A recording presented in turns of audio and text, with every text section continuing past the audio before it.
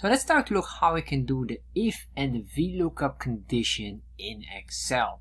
So what we're going to do is we're going to combine the Vlookup with the if statement or if condition. So we have here, for example, apple, and then what we want to do is we want to calculate the discount. The discount will depend on one item, which is the quantity we buy. If we buy more, 10 or more, we get a discount depending on the fruit we buy. And if we buy lesser than 10, there's no discount at all. So let's start to look how we do this. So let's say we're going to buy 10 items.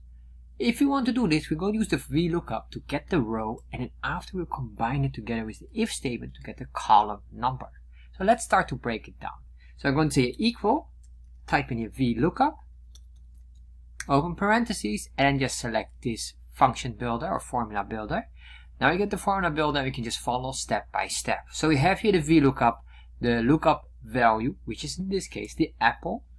Then we have the table array, and the table array indicates where can we find the data. In this case, the data is this table array here, starting with column 1 as the fruits here. Once we did that, we're going to define or specify where will we extract the value. So once we have apple, what I would like to do is basically have a dynamic value, either column 2, that's this one here, or column 3.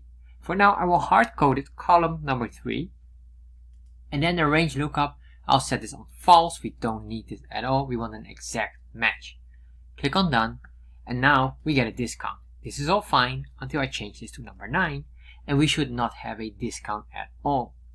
To do this or to change that, I basically have to change this number here.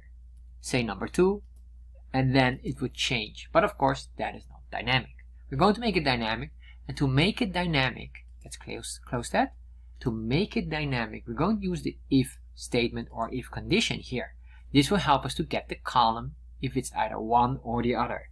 So what I'm going to do here, I'm going to say if, and then we're going to say here what would we like to check. We want to check if the quantity we specify here is smaller than the quantity of 10, which is the discount, the moment the discount will take place. So if that is not the case, so it is lesser than 10, I want to grab here column number 2, which is this column here. So I'll put in here value number 2.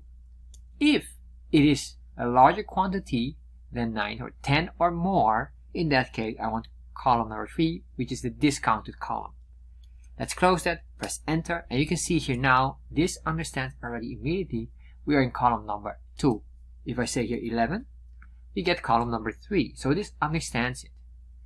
So now all we have to do is to grab this here, all of the if statement code, exclude the equal sign. We don't need that. And what I'm going to do here, click on the formula builder and just change this one, delete this, paste everything and exclude the equal sign if ever you have one. And then this here, click on done. Let's close that. And you can see here it starts to work. Let's change this to one item. Let's change it to 15. There we are. And let's change it from apple. We're going to say now it's melon. If I enter, we get now a 10%. And if I make only one, we get no discount at all.